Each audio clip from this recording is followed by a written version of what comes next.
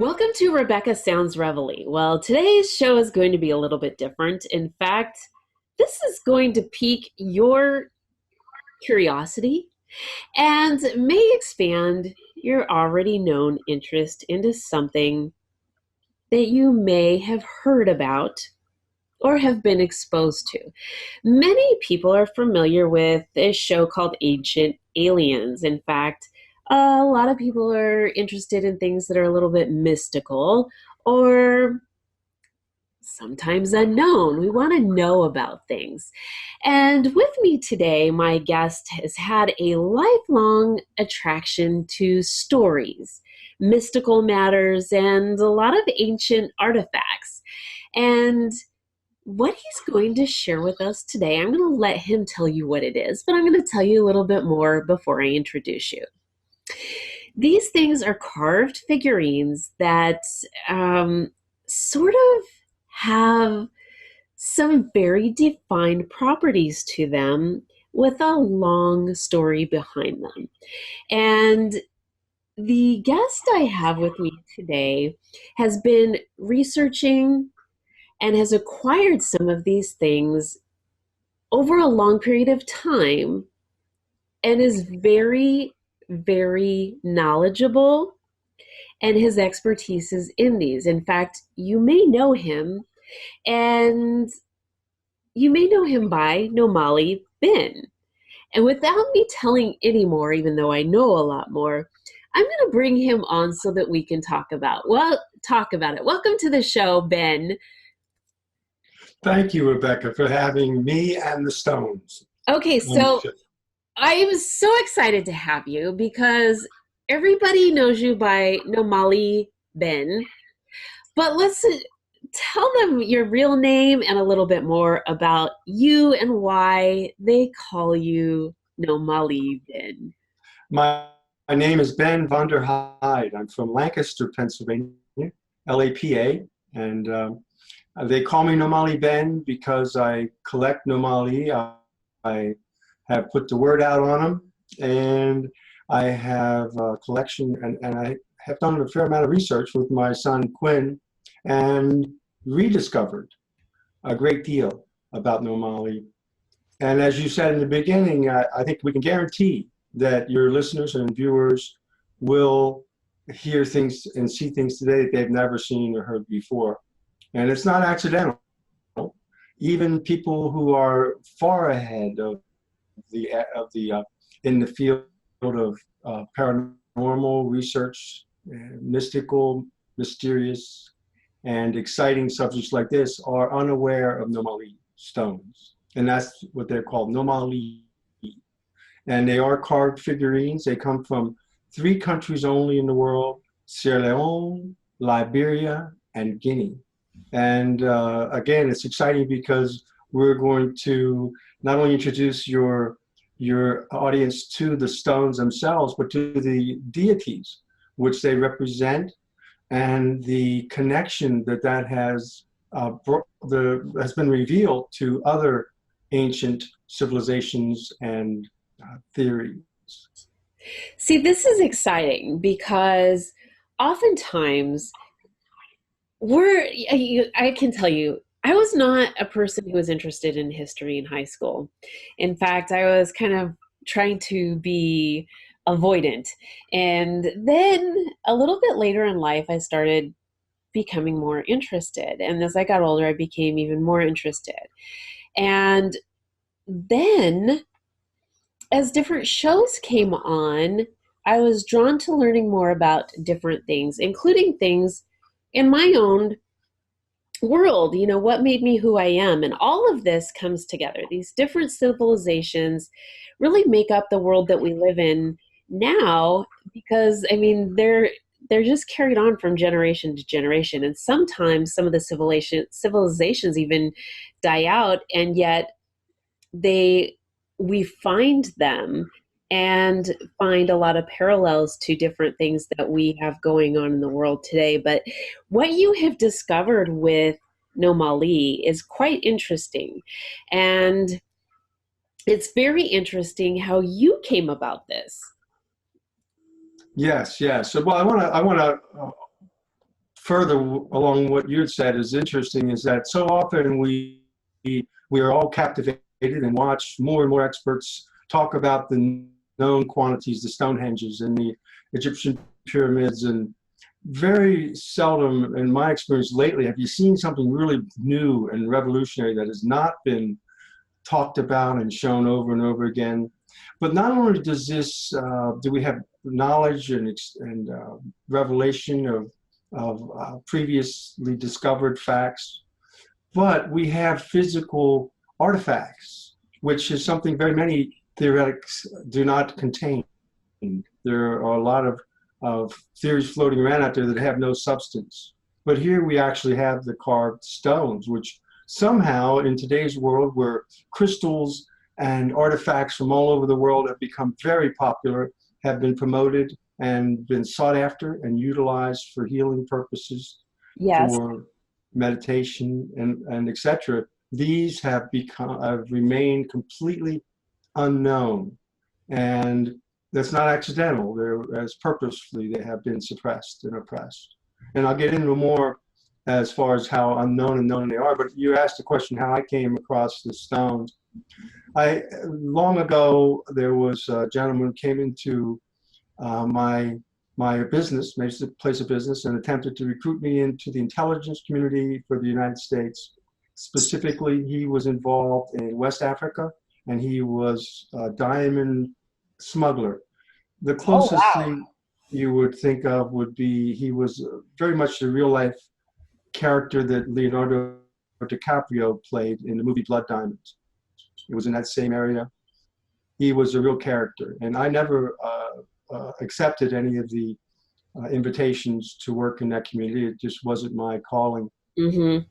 But he was an interesting character. He was that guy who, when he found out long ago that the best diamonds in the world were in Sierra Leone, he caught himself a plane, got over there, caught another small plane, got out, dropped himself in the jungle with the guide, and came out along months later with a pack of diamonds and a lot of friends, when most people would have never made it out the other side. Uh-huh. But unlike, I mean, to be realistic, and I do shout out for his spirit. He's been long off planet, but give a shout out to him. Of course, the reality of it is to be straight up is that he was not at all arrogant or going into the bush with guns, pushing people around or killing people. The only way you make it in a place like that is with a big open heart and a charismatic personality. Hmm. And that's what he had going for him. And over the years, he developed then the contacts, which inevitably became very instrumental in the intelligence community. But he was in the bush in places where others were not. While I was not interested so much in diamonds, was also not my calling, or in getting involved with espionage or those type of skullduggery. I was interested in artifacts and in the spiritual matters. So I took an attraction to the stones, which were given to him oftentimes by the chiefs, the medicine women, the medicine men, as protectors and as tokens of their support, so that he could get out of the very dangerous bush because it was their best interest also. And they liked him. And I will say this too, and end on the Bill matter.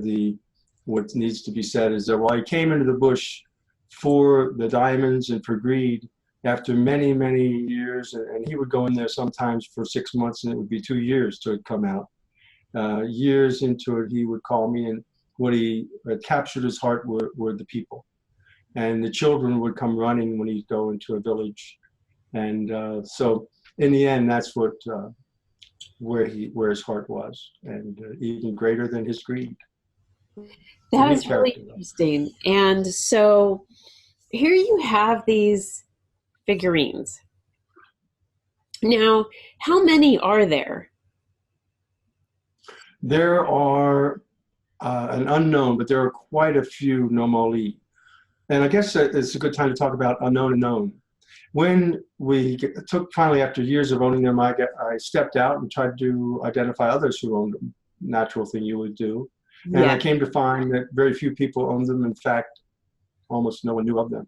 I was able to hook up with Professor Kwaku Ofori Ansa, who is a foremost expert, world expert. He was the art professor at Howard University for 37 years, retired, and the curator of the African Art Museum of Maryland. And he was amazed and astounded that we had such a collection and asked us to, and we did that, exhibit them for a couple-year period of time at the museum, uh, recognizing how unusual it was and wanting people to be able to appreciate them. What kind of Uh, response did you get there? the response to the museum was phenomenal. In fact, there's a video on our website, ancientalienstones.com, which has the professor and the curator talking about the response, much greater than they anticipated. And it was the first time in their history they had a stone focused exhibit. And they kept them in there a lot longer than they anticipated. And we had a number of events. I got to speak at the museum a number of times. It's quite thrilling. And again, interesting, because I'm not anyone who I would have thought myself would have rare relics that other people didn't possess. So the professor asked us to work with him on a book, and because there is no book. Uh-huh.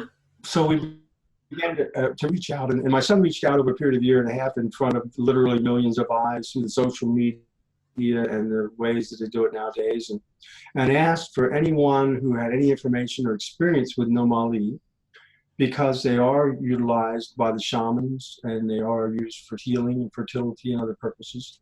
So we wanted to know if anybody had experience with them, and we found over a period of a year and a half, we went focused with groups that are into healing stones, groups that are into ancient civilizations, ancient alien theories, those who are into alternative forms of healing.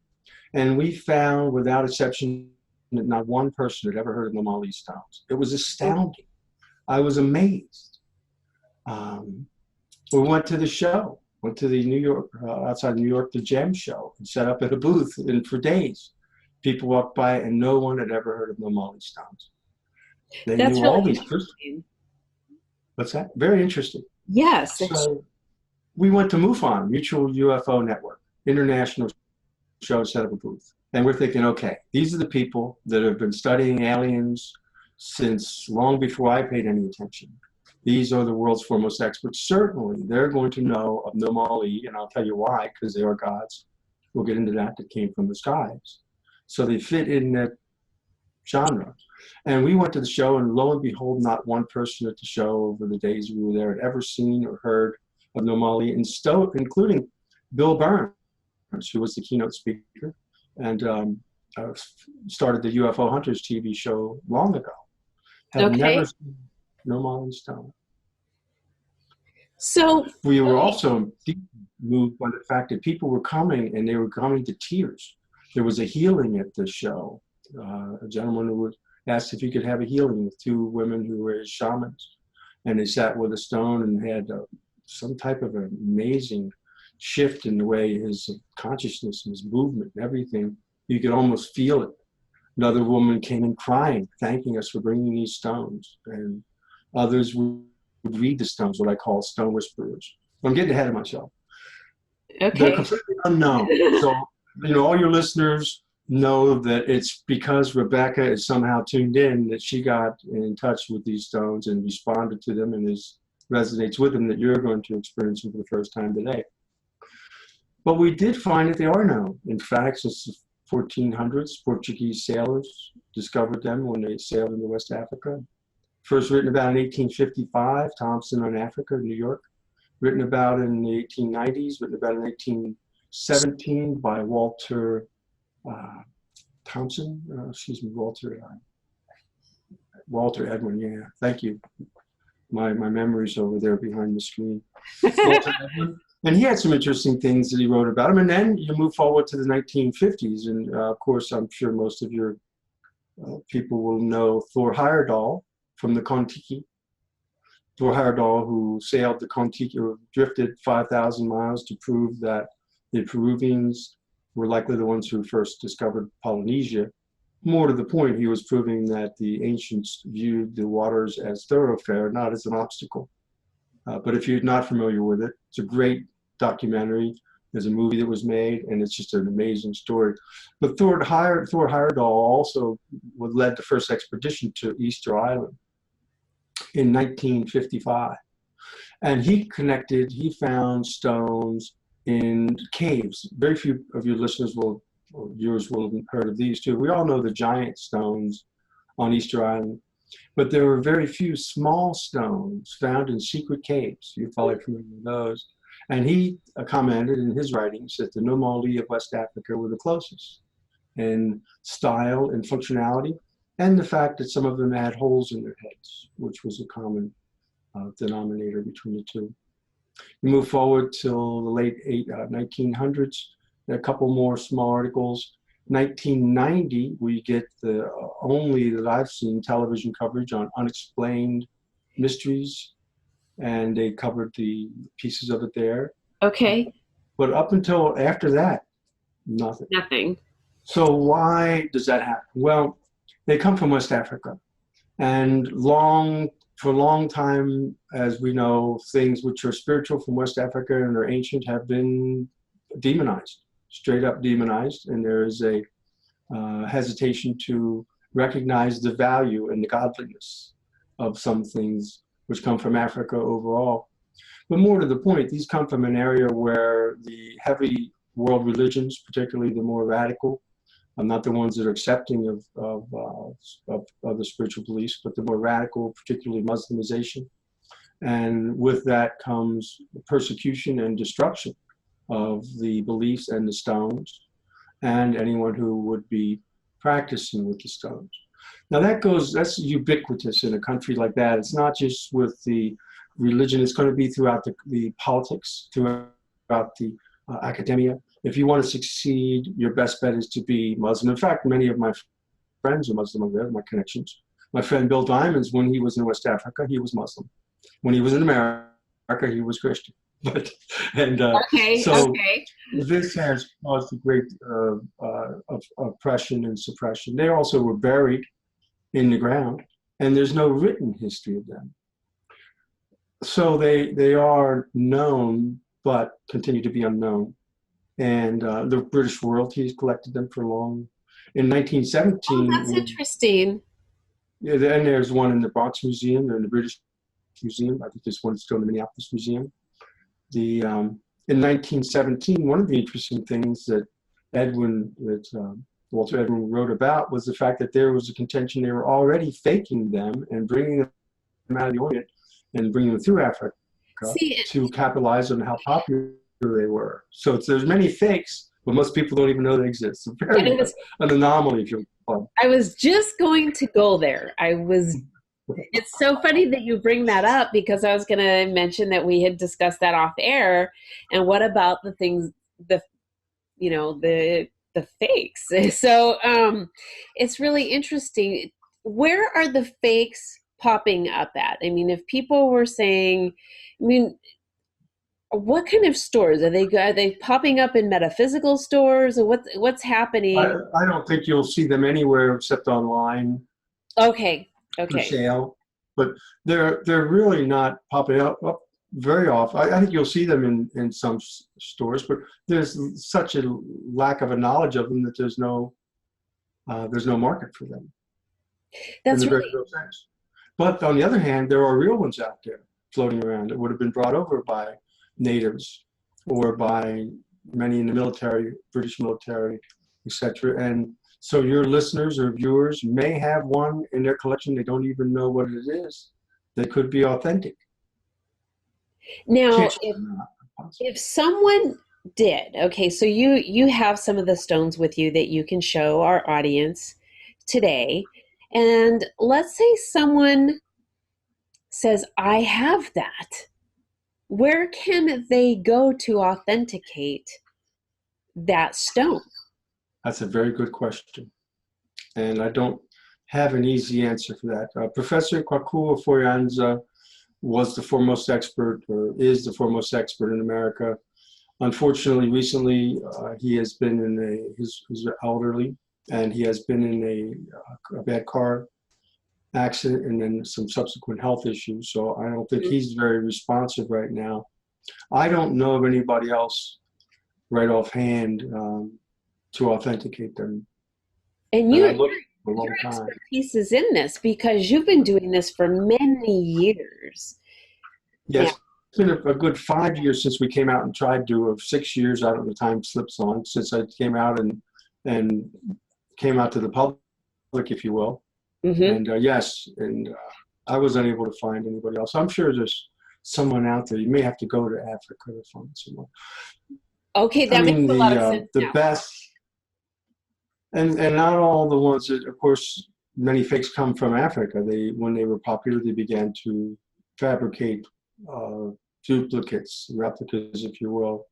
But I think by far the best is to know where they came from and that they were connected directly to the chiefs, and to the shamans, and to the medicine women. If you were to be able to acquire them from those people who were using them and have been using them for a long time, that certainly is going to be a factor.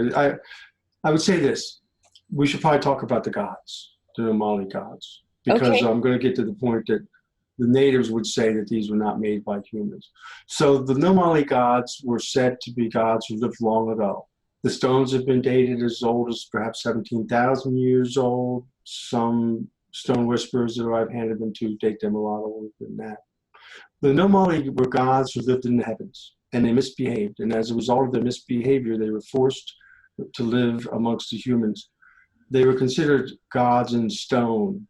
And you would think about that the way if Iron Man came down today, or back then, he would have been a god of stone. Not that they were stone statues; they moved, but they were made of material that was as hard as stone okay, from the natives.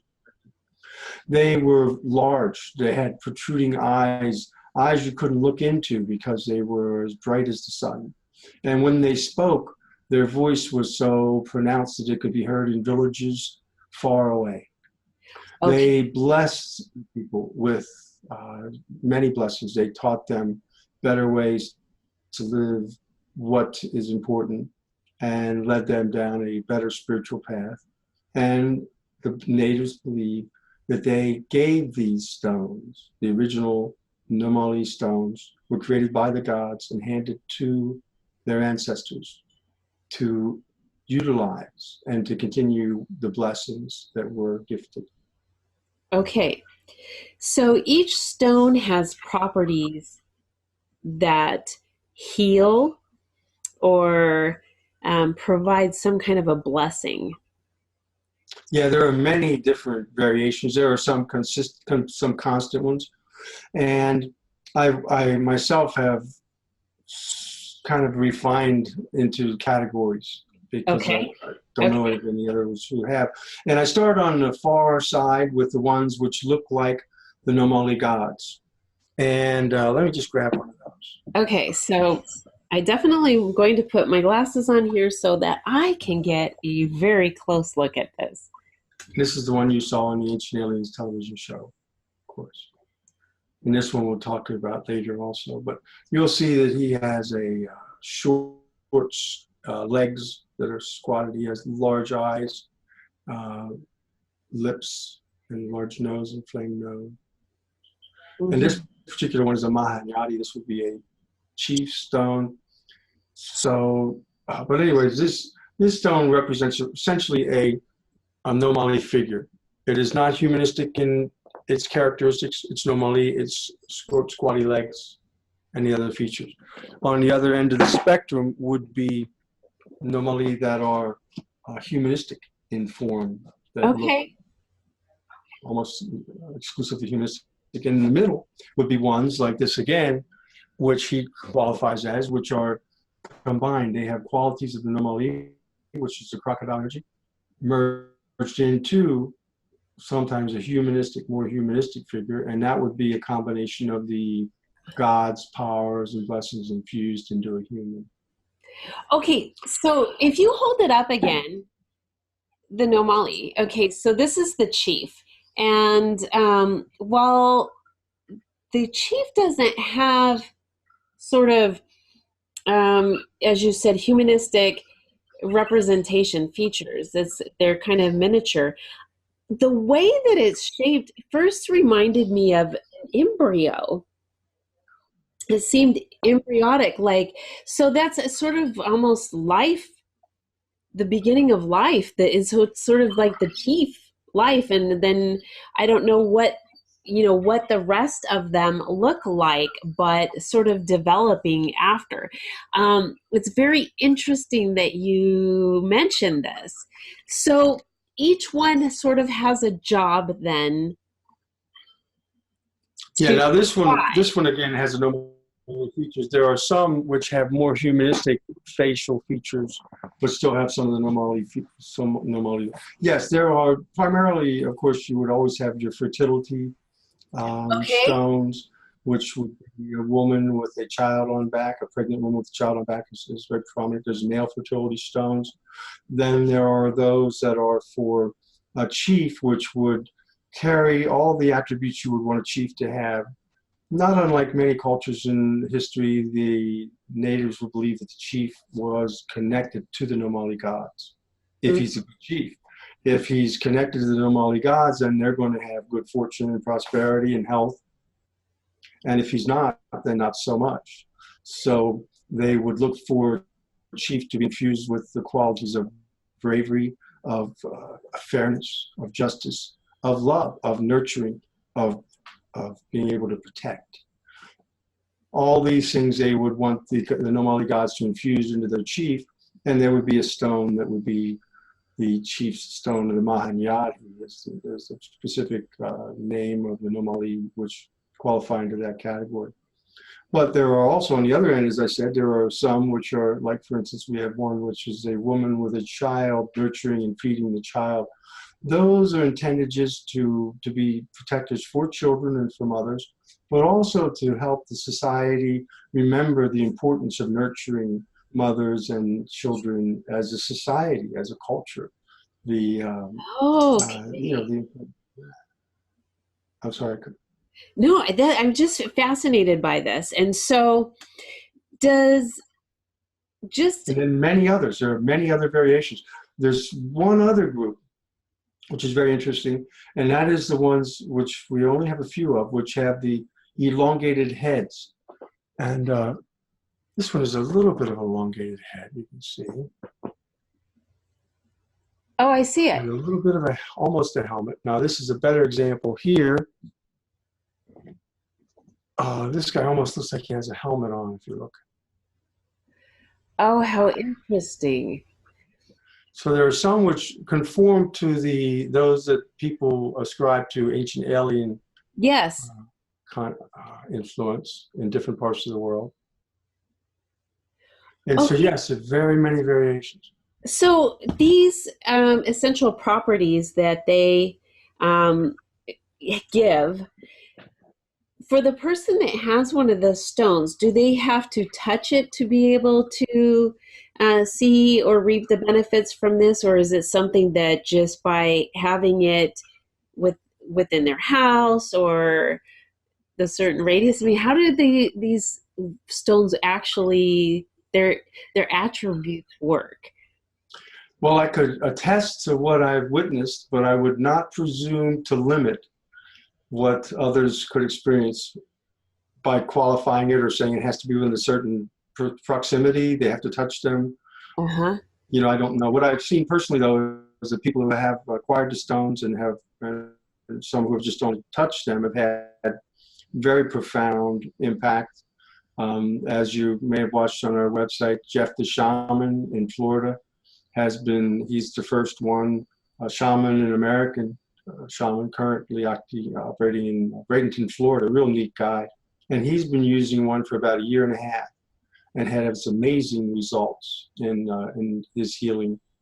Others have had, again, profound results. What I've seen is some people, when they touch a stone, they'll almost look like they get shocked and their head will go back. Oh, And then they'll interesting. start to talk and they'll say that they're experiencing this, it'll go back in time. So I would say that the most dramatic results have certainly been when people have put their hands on them and touched them.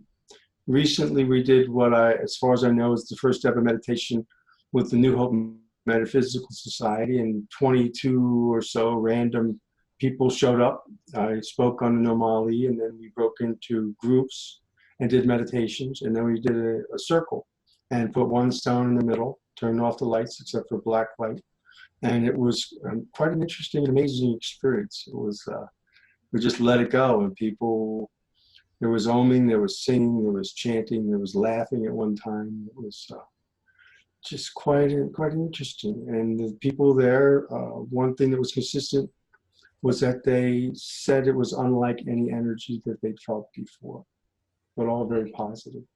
A very different experience than what is out there. And so if someone's wanting to learn more and get connected with you and find out more healing, what can they do to learn more and get connected? I'm going to let you share all the information with the audience.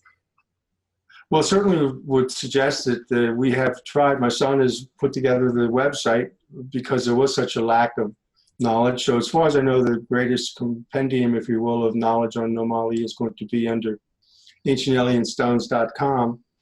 We are making some of the stones available from our museum exhibited collection, and our intention is to follow what occurs with them on camera and film it, and to utilize that to produce a reality television program to demonstrate the results of when they're utilized by people of different modalities.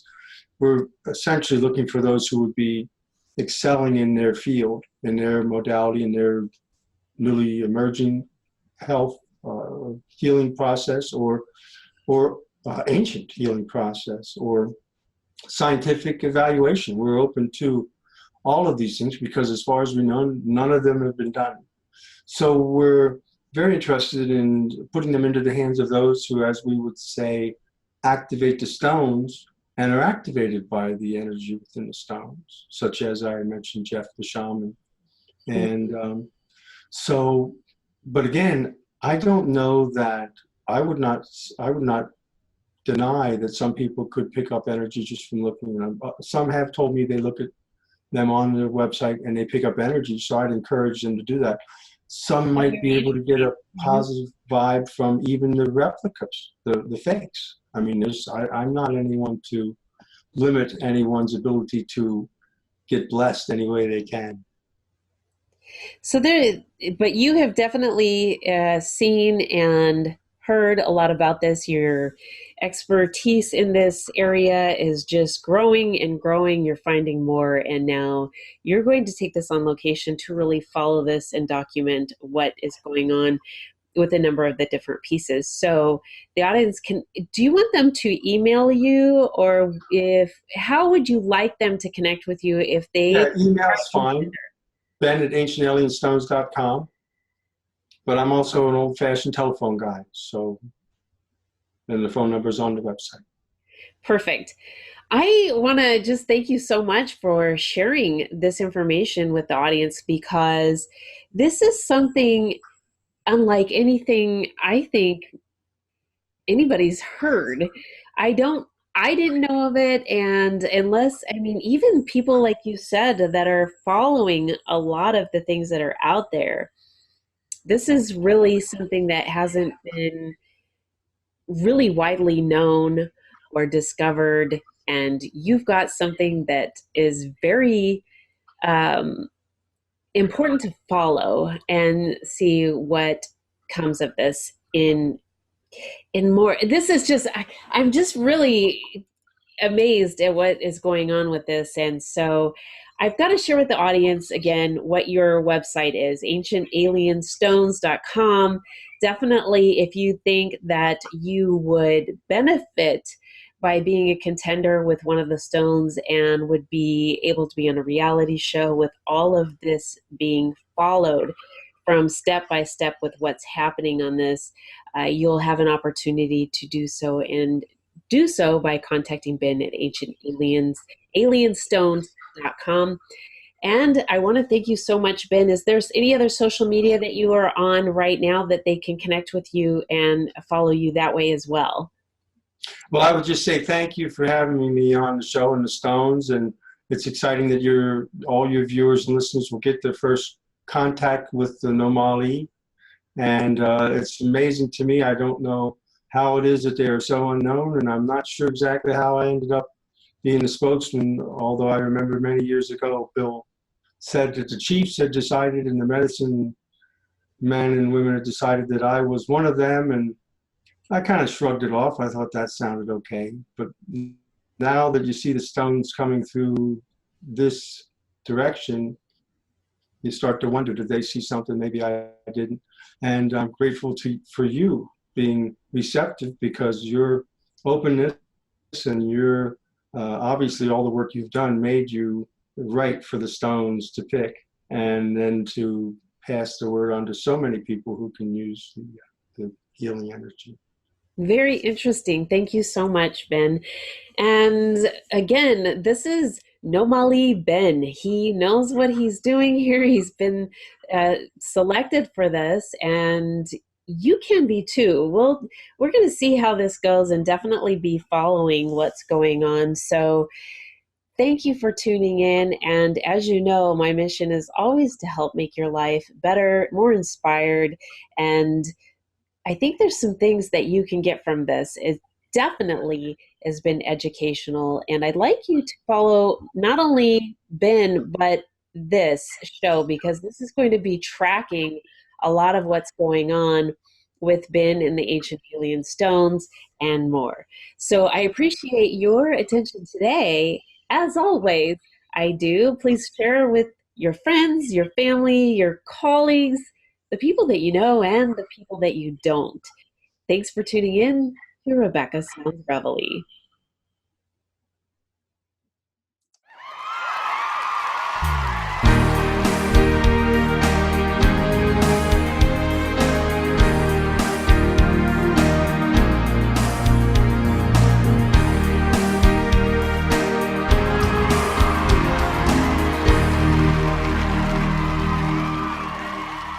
Welcome to Rebecca Sounds Reveille. I am really jazzed about the show that I have got for you today, because with me is a guest who has an experience that changed his life.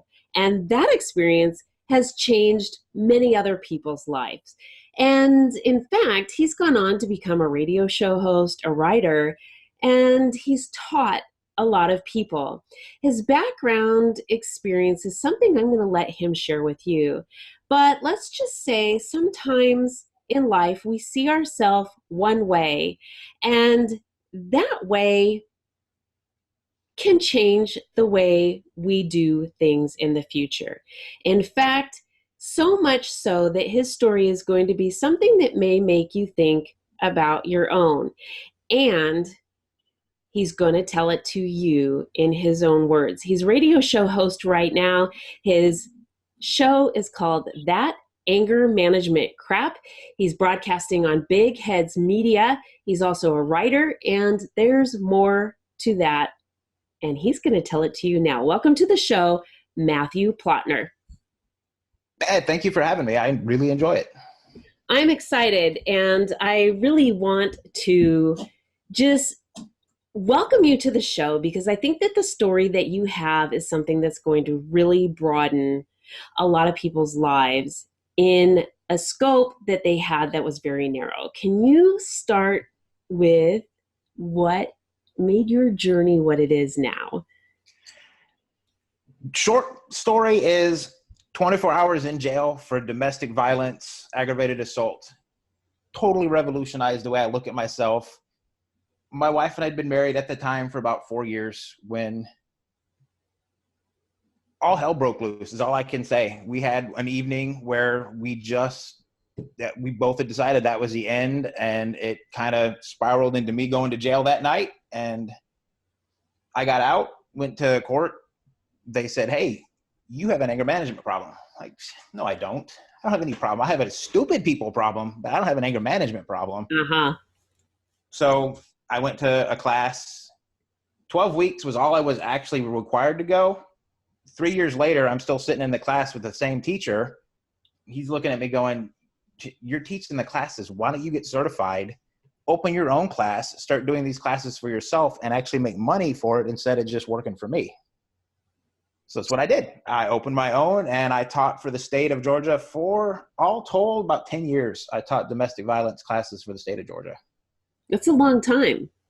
I finally had to quit after it was obsessing my life. I was not spending time with my kids. We have 3 kids now, and I was working my regular 40-hour job, plus doing that at least 5 nights a week. So one day my oldest daughter comes up to me and she goes, "Daddy, why aren't you ever home anymore?" Oh, Yeah. Okay, it's time to scale back and stop teaching for the state and maybe start doing it for myself, where I can set my own hours on my own schedule and do it kind of for me. I think that that's so important, that we always look at the healthiness of our own situation so that we can help other people. And Oh yeah. oftentimes we forget about what they tell us on the airplane, and that drop down mask of oxygen comes, and we're supposed to put that on first before we go and help anybody else. And those of us who help other people, we don't think about all of that. We just go out and do. And you have a passion in this because you saw things one way, and then you had an opportunity to see things a little bit different. And it's really interesting. Sometimes we're forced into seeing a situation, and that forced situation sometimes is the best thing that could have ever happened to us. And Oh initially yeah. we don't see it, right? Oh yeah. No, it was crazy because I never thought of myself as angry, violent, controlling, none of those things. And it was about 6 weeks into the class, I was talking to the instructor, and he looks at me after I say something. I remember what I said. I said something, and he looks at me and goes, "So how is that thought process working for you? Are you happy? Are you enjoying your relationship, your time with your wife?" I'm like, "No, not really. It's kind of miserable, and it takes a lot of effort out of me to make her do what I think she's supposed to do." I'm like, maybe you got a point. Maybe I am controlling in a way. And it still didn't want to admit that I had control issues, but I was like, okay, maybe I am not giving her the space that she needs to be comfortable in our relationship as well. Well, this is pretty neat because with that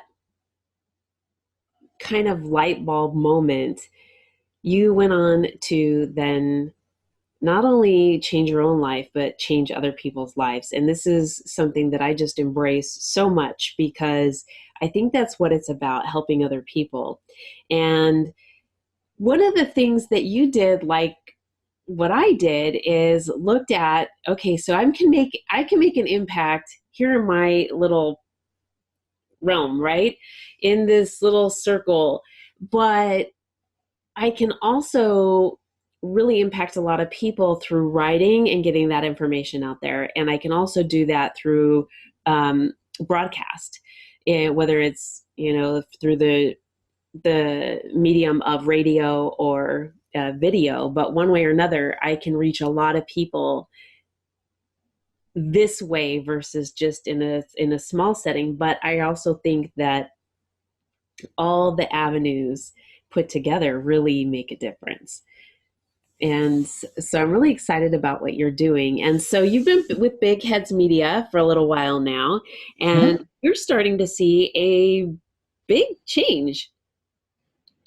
I am actually, yeah. I was just perusing my stats not long ago, and I realized that I've now been heard in over 50 countries.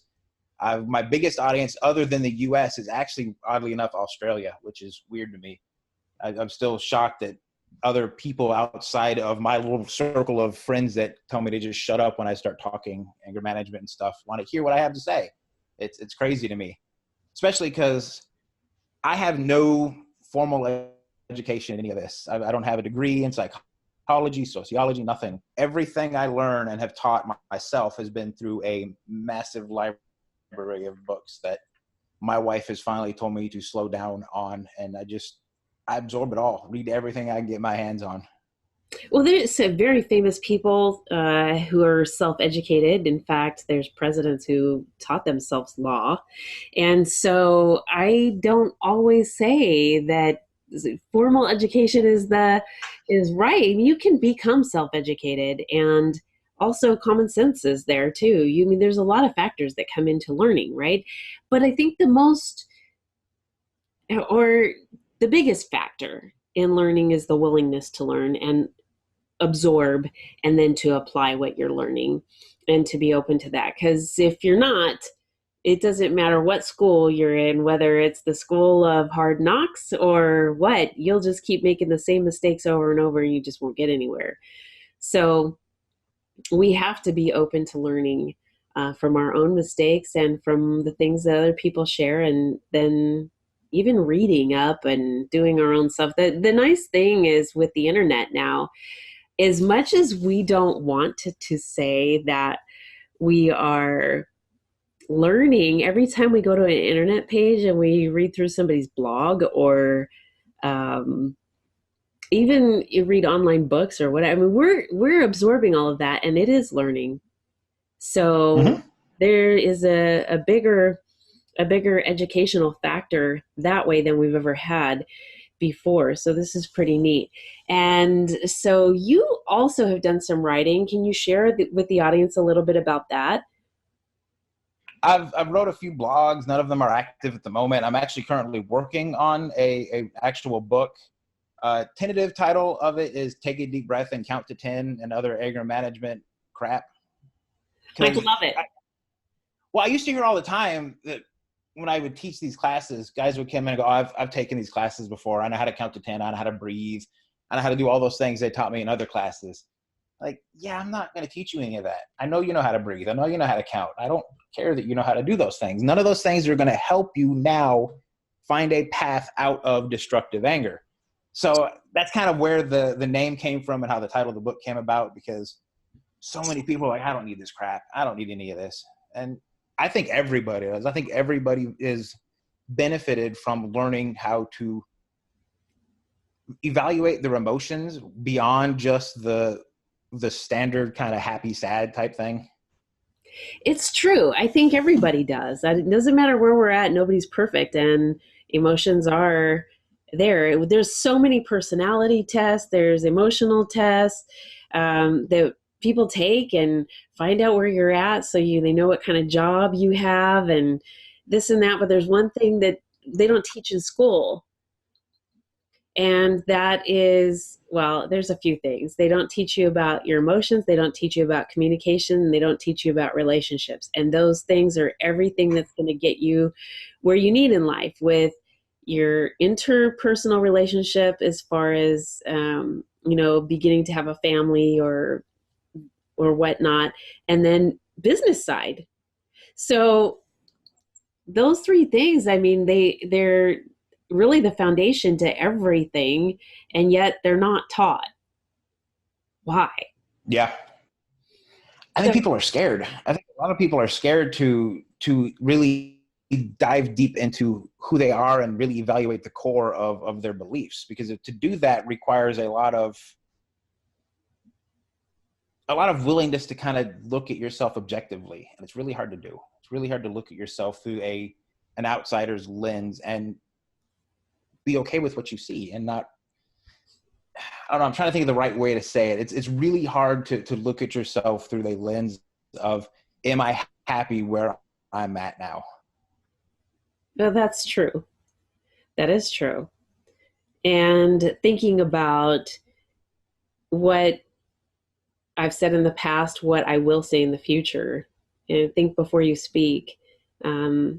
Oftentimes we say things and we can't take those things back. And so kind of beginning to identify the self-talk that we have, and just a lot of, like you said, interpersonal things, and inside introspection is really important. You're really hitting on some things. And I think, let me ask you a question. In all of the classes that you've had, were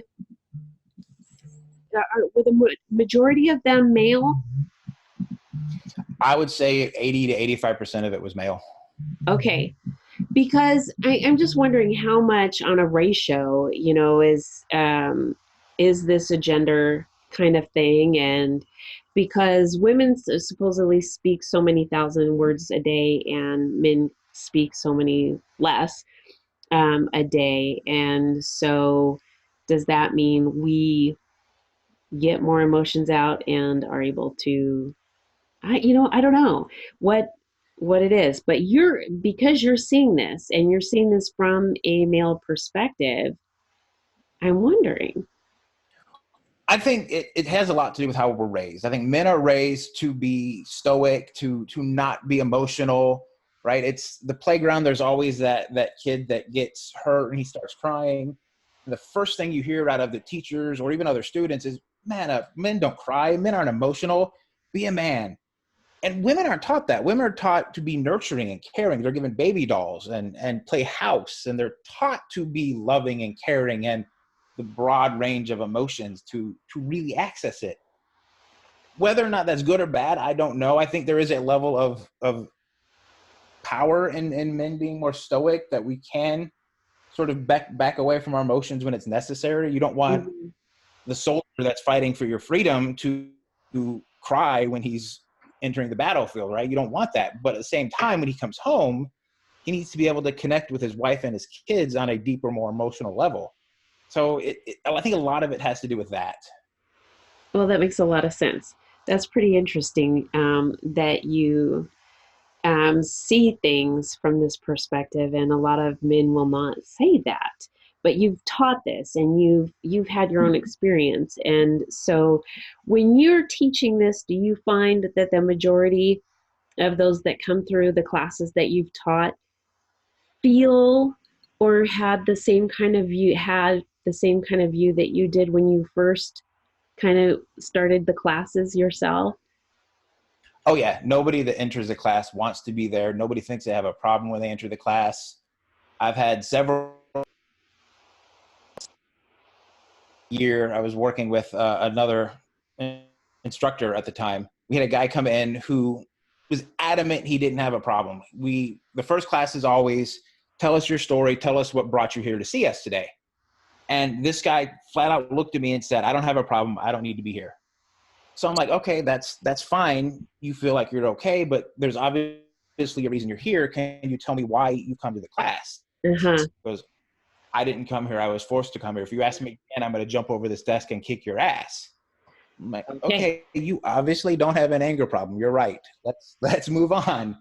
And Uh-huh. it's people like that. There's a lot of people like that come that just, they're very adamant that I don't have an issue. And it usually takes, I hate to say it, about 6 to 8 weeks Okay. for people to go, hey, this works. This stuff is helping. I took one of your ideas home and tried it. And you're right. My wife or my girlfriend or my fiance or boyfriend or whatever responded pretty much how you said they would. And it's amazing the change that we had that night and how closely we were able to connect at that moment. Maybe you're onto something. Mm-hmm. What do you think the ratio is that your students continued on like you did? I mean, do the majority of them do their 12 weeks and that's it, or do they continue on? I had, in 10 years of doing it, I had 2 people that actually went on to do Okay. more than 12. I had one that came through and actually I certified him to teach the classes as well. So most people, they do their classes and they move on, and hopefully they keep it up. I've never had, or at least at the time that I was teaching, I never had a repeat come through. Okay. So I take that as a crown on my end, or a Absolutely. positive for myself. I would say absolutely, yes. No, I mean that is really. I mean, to have 100% rate of non-returns, that is a really good number to have. I mean, that is really good. And then further to even have two people continue on, that's really good, because oftentimes, I mean, you kind of feel like you're out there going solo, but in going into this and really presenting emotion and then going on to teach it or to try and withdraw it for somebody else, not everybody um, will is into that or will go for that or want to do that. So this is really refreshing, and I'm really excited for you because I think you have so much to give, and so much that you get from this also. Yeah, I think I get more out of it than most people do because I do have the anger and the violence and the control problems. Having to constantly research it and read about it and educate myself on it, it helps keep me in check. Even my wife has said if I quit reading for a couple months or step back and kind of take it easy for a little bit, she's like, I can see you change. I can see your emotions start to kind of change, and like you need to keep this going. This is really healthy for you. And I agree, because it forces me to constantly check myself. If I'm not checking myself, then I go off the rails, sadly. Well, no, I mean, it's easy to do. It's really easy to do, especially when we are we're creatures of habit. We do certain things, and I mean, it's easy to just kind of, it's kind of like fitness, right? You can get into it for a while and then slowly just not, or I mean, just certain things we become a little bit more lazy about. And then as we do those things, more unhealthy behaviors become from that. So, or come Mhm. from that. So I totally get what you're saying. And like you, I've got to kind of keep pushing on even when I don't feel like it.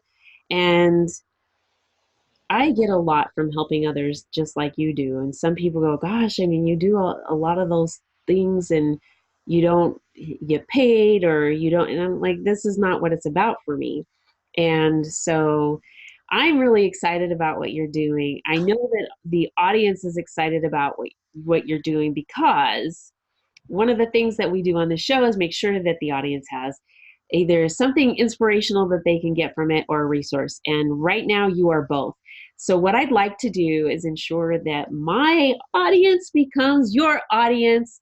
And so also their friends, family, colleagues, people they know, and those that they don't. So if you will give out your information so that they can start following you and share your message and get people who may need your encouragement, your wisdom to get them moving in a healthy direction. You know what I'm talking about. And I so do. I'm flattered you say wisdom, because I don't feel like there's a lot of it there, but there is I'm though. flattered. I mean, you're being so humble about it, but you have wisdom, because if you didn't, you couldn't be where you are now. And I think that this is a really important thing that you're doing. I think that this is the girl part of me. Nurture this so that we can help this grow. I think that this is really important. And with the creation that I've had, Victims Overcoming Traumatic Events, and the domestic violence program that I have, I really, really, really want to support this with what you're doing and share for those who really need to get in touch with you, because you are going to really continue to mentor and make change. And so please share with the audience how they can get in touch with you. I'm in the process of building a new site. So if you don't get on there, give me time. But the website is www.angerpodcast.com. Or you can also find me at www.thatangermanagementcrap.com. Find me on Facebook, Twitter. I'm on all of the podcast apps there are. It's easy to find. Hopefully it's easy to find. If not, shoot me a message on. Oh, yeah. This has been so exciting. Thank you so much for being here with me and with the audience today. And thank you for everything that you're doing. Oh, thank you for having me. I really appreciate it. I'm so excited. And I want to thank all of you for tuning in to another episode of Rebecca Sounds Reveille. This episode is so important because this is an area that we all need to think about, and think about our emotions, get in check with, and all that anger management crap that we need to deal with. And you know who you need to go to for that, Matthew Plotner. And you can also listen to him on Big Heads Media, just like you can with this particular episode as well. And like him, we're everywhere. But we want you to make sure that you get his information everywhere, because I think everybody needs it. So thank you for watching. Share this with your friends, family, colleagues, those you know, and those you don't.